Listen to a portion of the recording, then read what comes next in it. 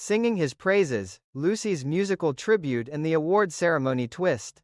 The awards ceremony of the Businessmen's Club unfolds with the polished formality of a civic occasion that has no idea it is about to become the stage for one of the most unexpected and emotionally layered resolutions in the entire Businessmen's GAN history of the Lucy Show.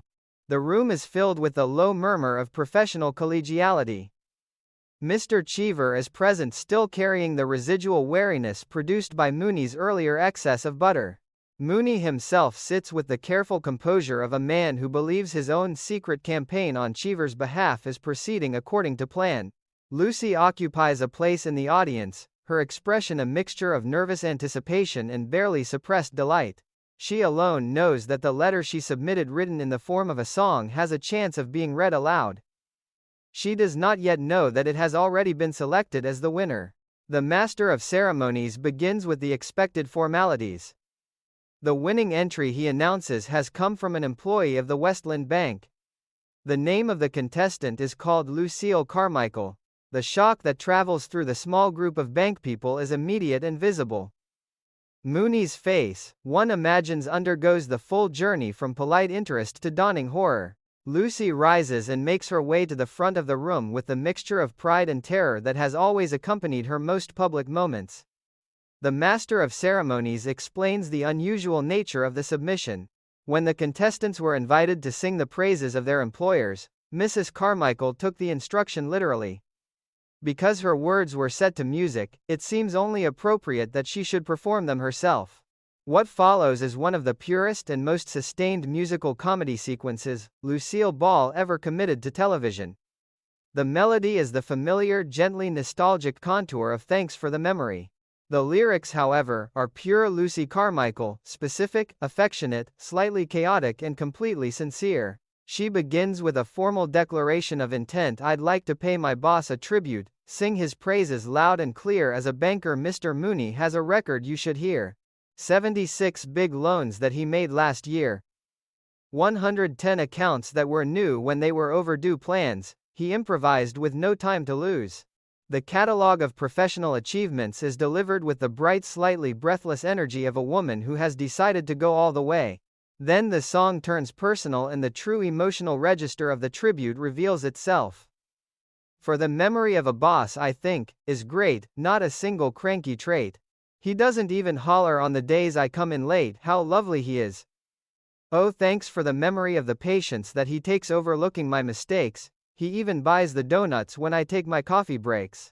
The mention of the donuts is a perfect Lucy touch, ordinary, domestic, and somehow more telling than any list of loans or accounts.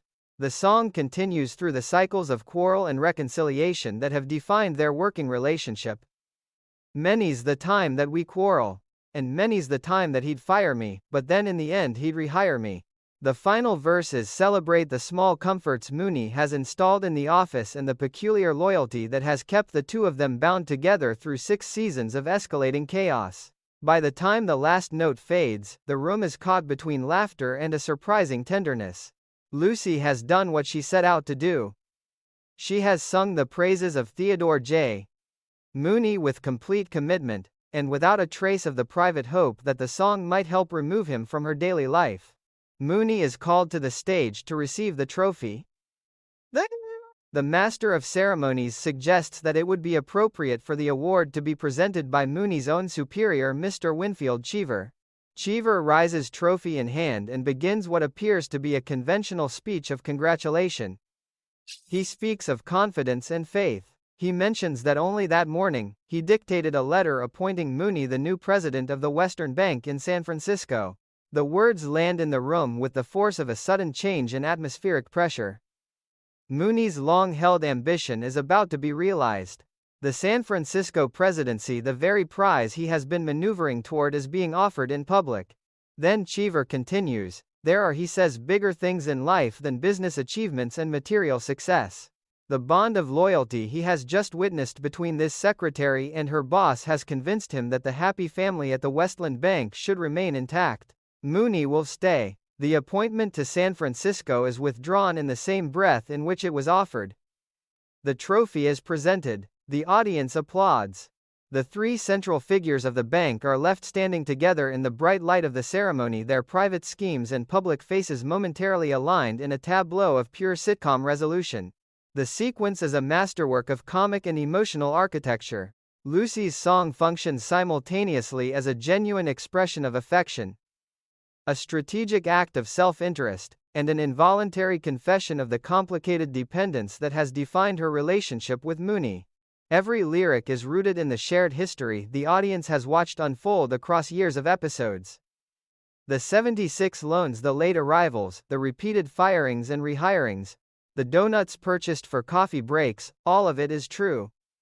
The song does not invent a better boss, it simply arranges the existing evidence into a shape that can be sung. Lucille Ball performs the number with the full range of her musical and comic gifts.